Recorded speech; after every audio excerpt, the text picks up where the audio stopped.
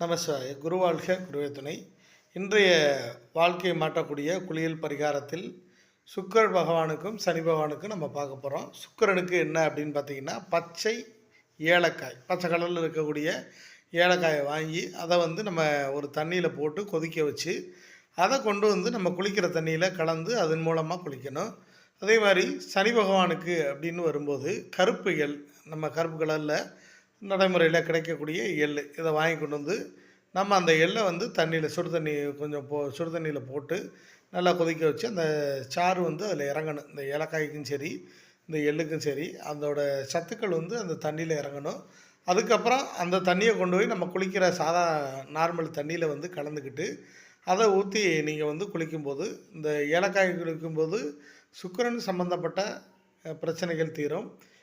கருப்பு எள்ளை கொதிக்க வச்சு நம்ம குளிக்கும்போது இந்த சனீஸ்வரன் சம்மந்தப்பட்ட பிரச்சனைகள் தீரும்.